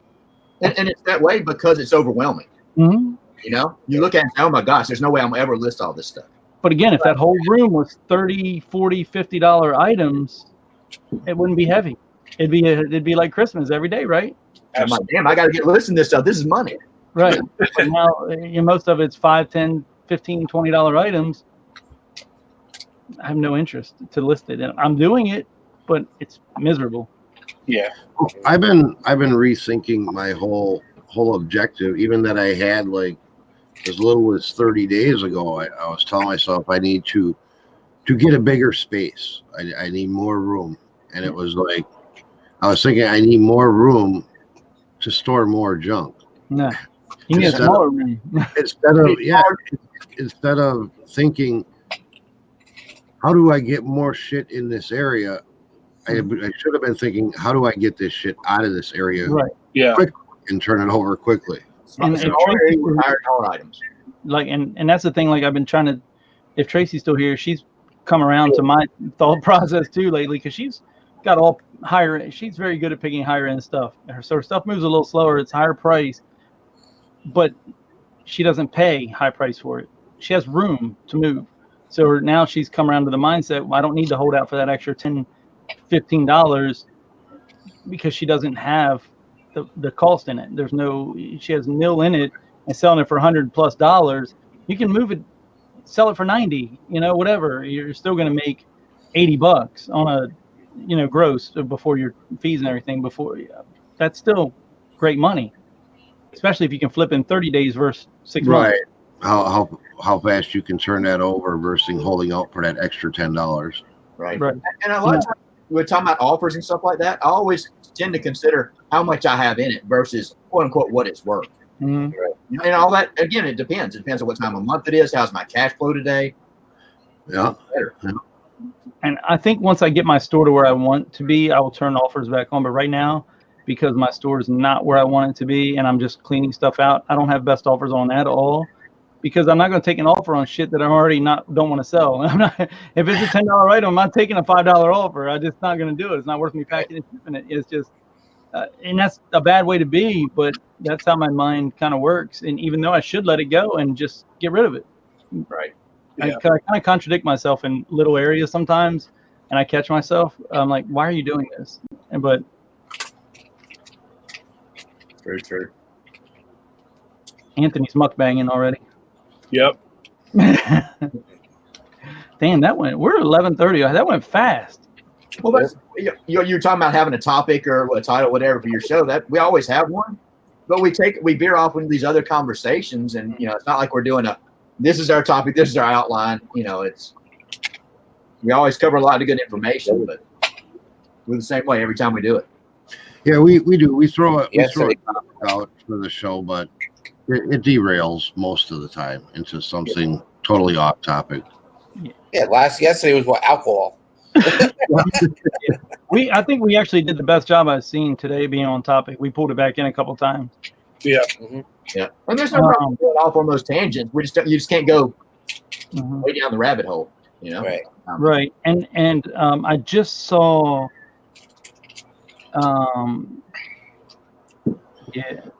I don't know. I don't have any problem with activity. So like I said, I sell like 30% or 40%. What is it?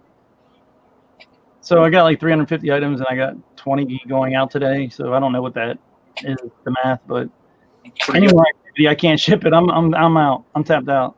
Yeah. I'm not gonna take best offers for anymore. It's just because I got my stuff priced low anyway to move it right now. It's already priced under. Where am I looking for? Somebody just said something that was intriguing. Oh, yeah. And to flip it, the group I belong to is about freight shipped items people who run. And that's a hidden market that people don't realize. And I actually look at that myself. And I'm not scared to ship. That's why I'm doing this 4-wheeler. I'm going to do a motor soon. People won't do it. They just will not do it. So I can buy 4-wheelers here.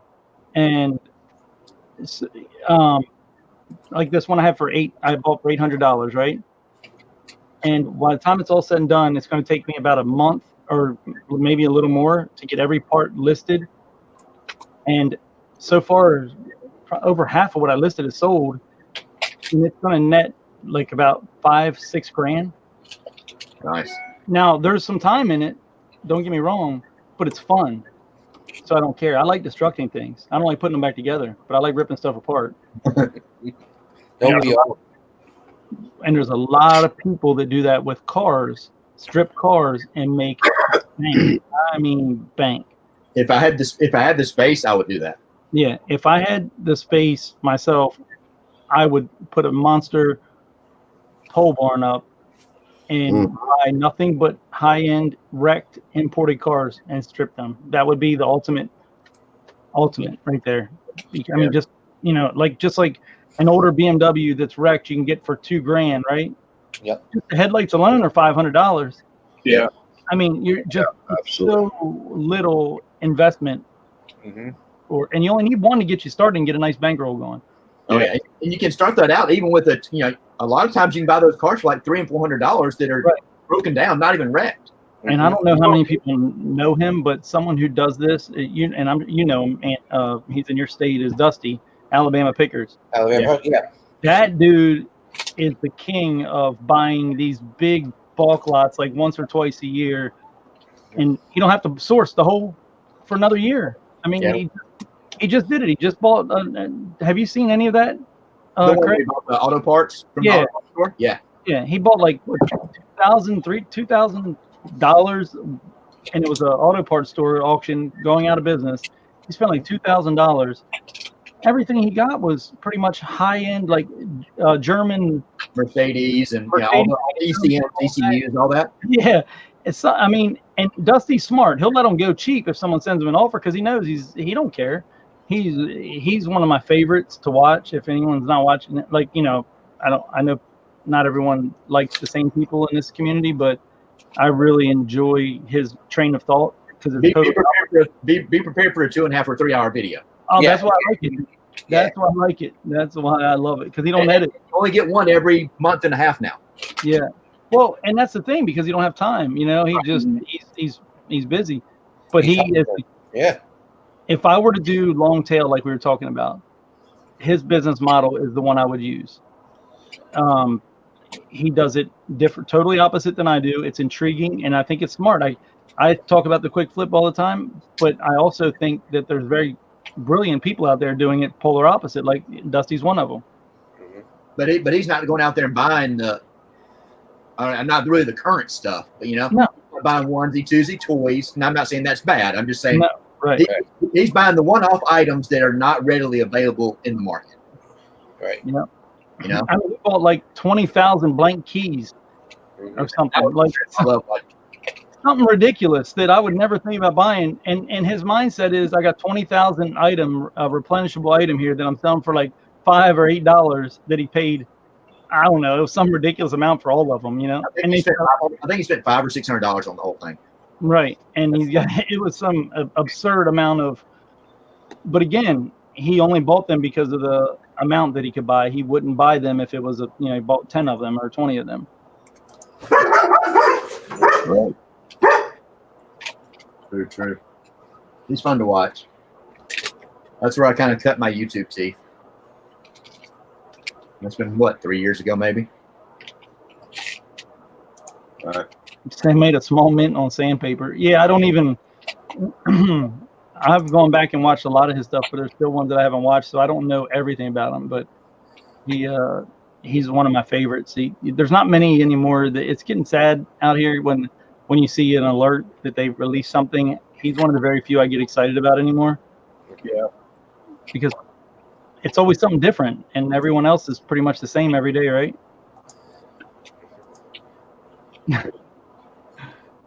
Dusty rants are my favorite. And Tristan sarcasm. How do you know what to pull? Like headlights, mirrors?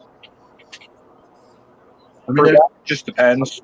Yeah. I mean, I haven't really gone like full transparency for the purposes of reselling. I've gone to get parts to fix stuff wrong with my car or my wife's car or whatever. And it's a lot cheaper. But even some of the smallest parts, the AC controller is on a lot of cars of $60, $70, $80. The switch to roll up and down your windows, and those are easy things. It's not like you're having to pull some gear out of some location. Right. Relays alone coming out of the box, out of your center box in the engine. You pull 4 or 5 of those relays out of the Fords, you make $40-$50 each one. Right. And once you know cars, even I'm not a mechanic by any means, but when you only drive most people are loyal to their brands. You learn over the years what it costs to replace a lot of parts, right? I mean, it's just something you learn. And like fuel injectors, like one of my cars, the fuel injectors are notorious for failing at certain mileage, and used they're 200 a piece, right? It takes 30 minutes to pull all 6 of them out of a car, and you can probably go to a pick apart and get them relatively cheap, because there's a guy named DIY Mike who turned me on to this years ago. His first year on eBay made almost $1 million going to pick aparts. And he did a follow-up video, step by step how to do it, now that he's not in it anymore. Now he does wholesale. But pick apart is the key, because they charge by the part, not the brand. So a Ford door handle is going to be the same as a Maserati, right? So that's why pick apart is the key to this whole endeavor, if you have them in your area. Parts. Yeah, not any junkyard. They're eBay hounds, not just regular junkyards. Yeah, I know. But you're talking about pick and pull. Yeah. Right. They're like pick and pull, pick apart. They have a couple names, but they pull apart. They have all different names. You go in, you bring it up to the guy, and tell him what kind of part it is, and what that he says. A lot of them aren't even educated. Really, they don't know what that part is. You're going to get bargains on a lot of them. So. I don't know. I didn't know what kind of level. I figured they inventoried or had a price based on a model or a make. Or we used to about 10 years ago. I was telling Tommy about this. They had a junkyard that every 4 months they would have a load of cars come in, and they would send out a date that it's going to be open. You can go in on a Friday and look around the yard to see what was there, and then on Saturday, what they did was. It was $50, all you can carry. Yeah, I've seen some of those videos.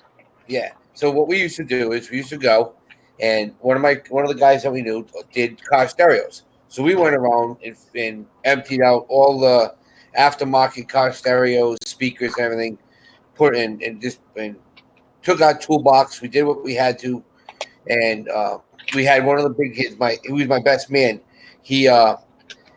What we do is get a hood and just flip it over, put everything on top of the hood, and then he would be like, all right, Mike, you can get on your hands and knees as long as your whole body doesn't touch the ground.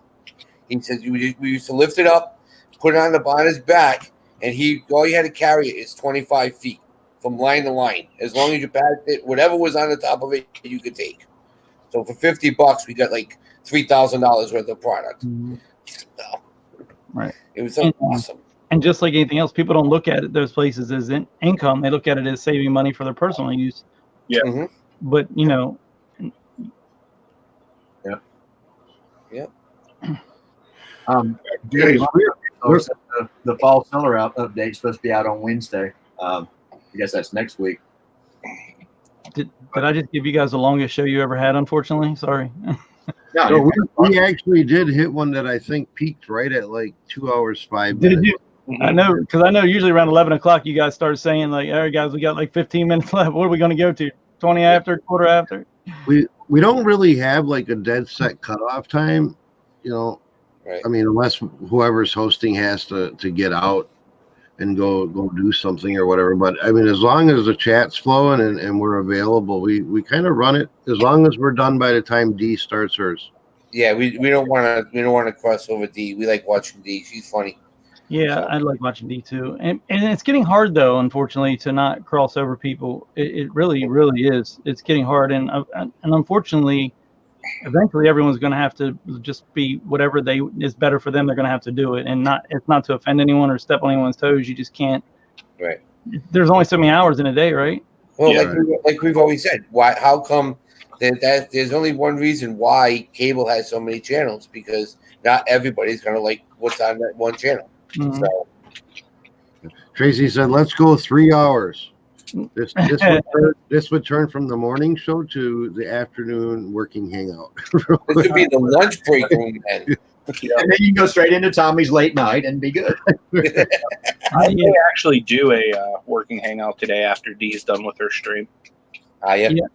I personally think that's where I get on Tracy a lot. I want her to do more because there's so many people in this community, unfortunately, that hell no, Tracy, 24 hours out of your mind. I did 17. Yeah, we've done 7. We've done 7, and it's not hard. I mean, and it's you have good chat. As long as the chat keeps going, it's not hard. Yeah. But when we first got started, we had several of those 8-hour. I think the working hangouts bring legitimacy to people because they actually see you working, and you're not just standing up here on a panel and spewing stuff. And that's where a lot of the my only problem with a working hangout is I don't do a whole lot of work. Me too. It depends on if it's on your channel or somebody else's. Right.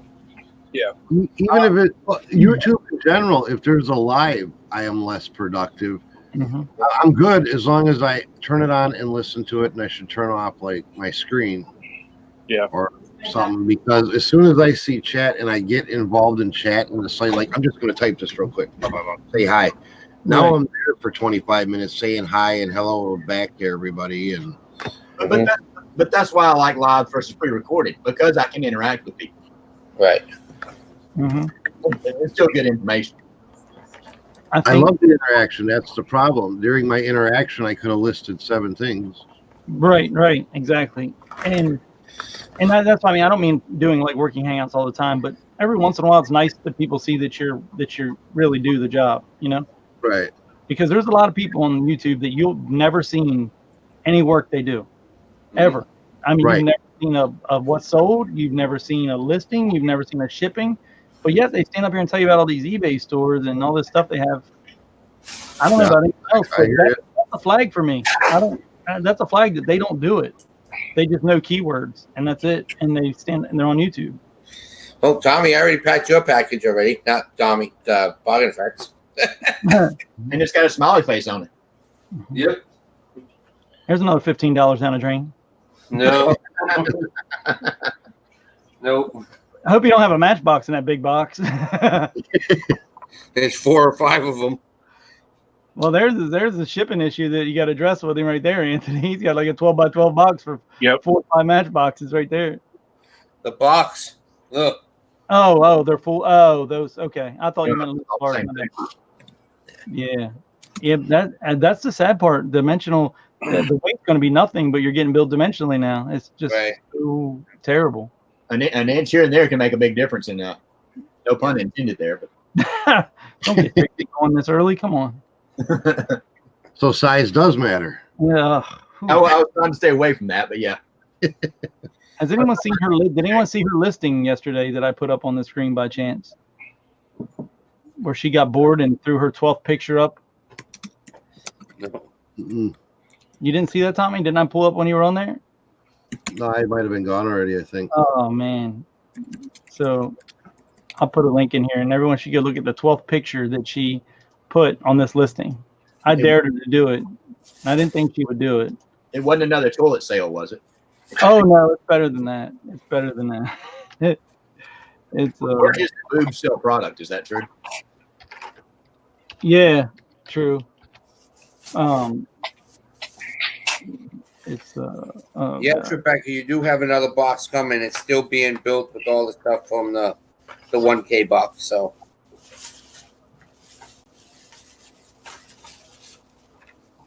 even to find people that you follow on eBay, it's a pain in the ass. Just Eric, you got room to store boxes at your house? yeah, yep. Right. I'm gonna take you dumpster diving to get some like good ones Okay. that you can use to like save on shipping and stuff. Mm-hmm. Just use cereal pizza boxes. They were not. Hey, I just shipped one out in a shoebox, so trust me, I use what I can. Like I say, I got my Napa right around the corner, and I love it. Boxes of all sizes. They're super clean. You know, they're Napa? I've never Napa Auto Parts. Yeah. Because they've got boxes there. Some of it potentially holding heavy items. Yeah, we got the big boxes, that hold, that they ship, 8 alternators in or 8 starters, so real heavy, real good for receivers and stuff. And then you got the small boxes where they get their their fuses and their light bulbs and all that stuff come in. So I mean, there's boxes of all kinds, and it's basically a one-stop shop for me when it comes to boxes. Mhm. So if you want a good laugh for the day, check out that link. Go to picture number 12, and did you go to it, Craig? Oh yeah, Craig's on it. Oh hell no. Oh yes, I was in there. That was from last night, right? Is that from a No Shave Wednesday or what? Yeah, she got more hair on her legs than I got. What the hell's going on? Nice. J.L. Powell, never heard of it. Oh God, yeah. You would never know. Like, I never knew Tracy had this good of a humor, but when she was, before I met her, we came more close. You know, you watch her like What's Sold and stuff before you know her. You think, oh, she's, you know, ritzy housewife from Texas, and you know that. Then you meet her, and there's like, she's totally different. She's like the coolest chick on earth, actually. I mean, the saddest part, the one time that I got to meet Tracy, it was by accident because she was getting attacked on PM and the thrift mines because somebody was faking that it was me. Oh, I was being impersonated, and they were tearing Tracy up. Who can talk like you, Derek? How could anybody? She doesn't care. She didn't take any offense to it. I can guarantee you that. Oh, she did. I got a PM from her about it. Yeah. That was,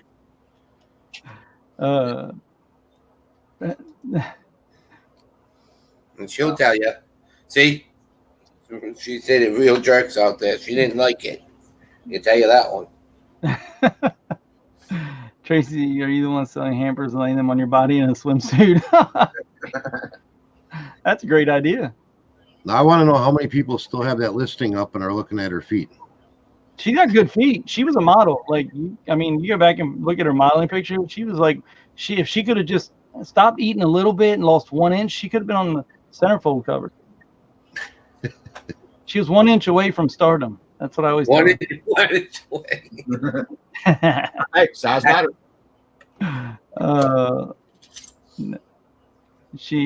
but she doesn't take it seriously. That's what I like. A lot of people have trouble with just relaxing and being. They put up a big facade. You know, D rude. Oh God, what was it, Tracy? What were you gonna do? What was the shoot you were gonna do if you got that 1 inch you were gonna get the cover of? I can't remember now. It's been a while. It's crazy though to listen to her stories about that industry, how they try to force you to be something unhealthy. That's really sad. Yeah, it's messed up. Was she on the FarmersOnly.com advertisement? She might have been. I would be for any amount of money. For the right money, I'd be on anything. I don't care. Yep. It's a. Now Destiny's looking at her shelves, and I still haven't seen what's in the background yet.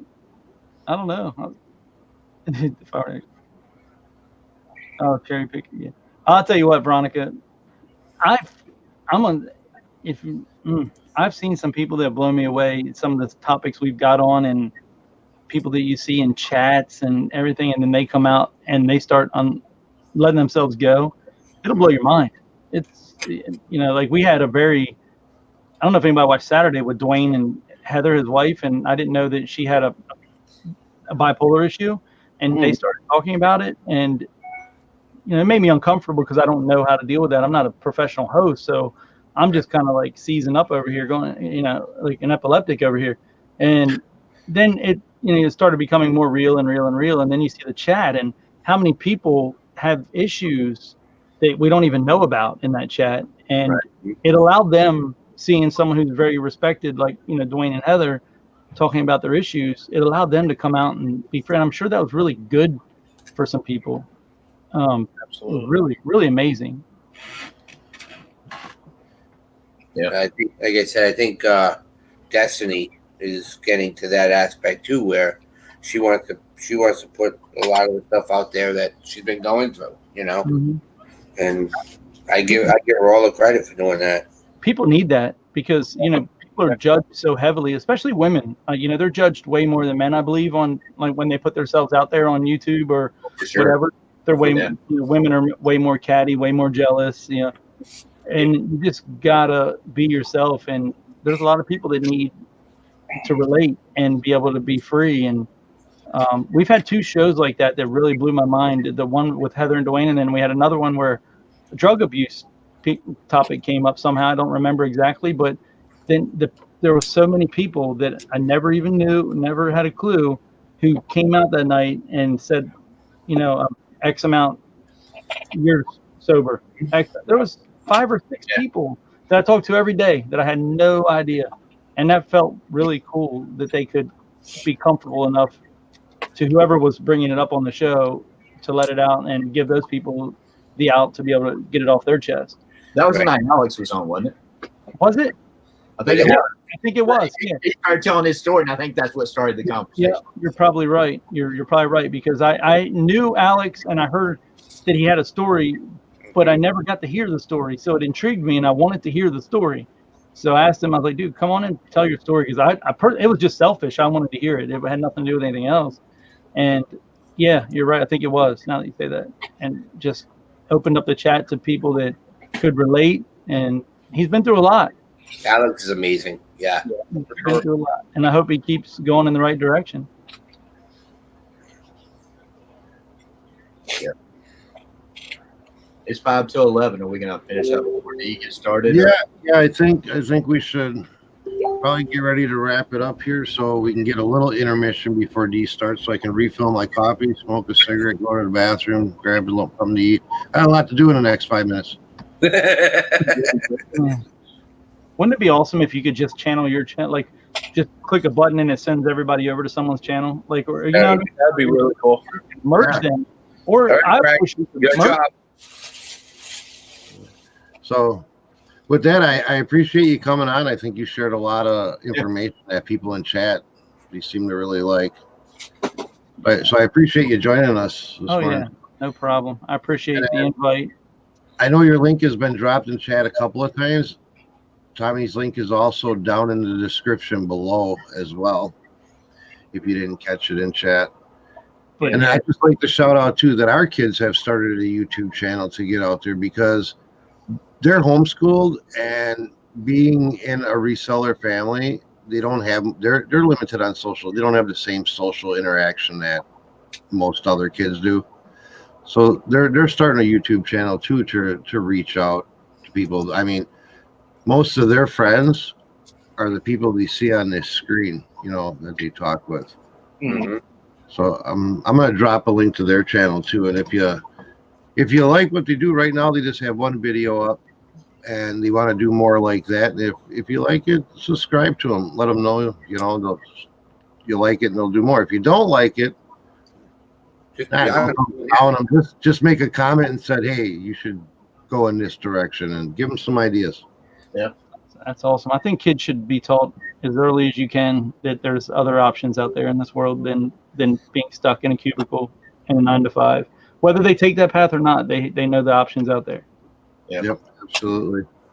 So, and they've had some comments on their videos, and they'd be like, "Oh, Dad, tell them, thanks for watching," or whatever. And I'm like, this is your channel.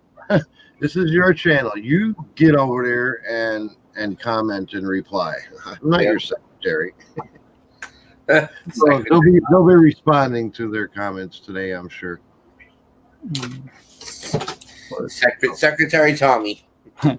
But just to say this real quick, sorry, but if you do come to our channel, just be warned, it's not for everyone. If you're easily offended, I wouldn't come. It gets weird sometimes. It gets weird. I like it because I need to step away. It kind of shuts my reseller half of the brain down a little bit, and I can actually sit back and enjoy something. Right. And that was actually our whole purpose, because all day you're starting with, Chick Picker, you guys, D, all the way through the whole day, people get a good fill of eBay stuff, right? So a nighttime eBay show just didn't really appeal Right. to either of us. But like I said, we don't mind talking about anything. It just, we wanted to kind of unwind ourselves because I need to decompress sometimes. Tracy needs to decompress, and other people do. And that's why me and Destiny started our happy hour. Just one day a week to just sit back and turn it off for a while, unplug. It feels good. It's refreshing. And that's hard to do because you're working out of your home and doing this. You know, Yeah. you can roll over at any point and get a lot of work done. It's hard to separate from it sometimes. It is. It's very hard. I'm sitting. Even at dinner, I'm sitting. I can't even eat dinner without my phone being in my hand doing something on eBay, and it's bad. It's very bad. But when you're self-invested, I guess that's part of it until you get to a certain point. And maybe it'll end one day. I don't know, but I don't see it at this point where I can just totally pull away. You need to have. Somebody drop the link to Dee's channel in chat. Eric Bischoff asked, "What's Dee's channel?" You need to hire a VA. Yeah. I don't see how that's going to help me, but people do it. I'm kidding. I got an affiliate link for it. Hold on. All right. So with that, I'm going to end the broadcast. So thanks for coming in, everybody. Remember, go check out Tommy's channel. It's a good channel. Just Yeah, it is good. be open-minded. Yeah. Yeah. We're shut up. So with that, take care, man. All right.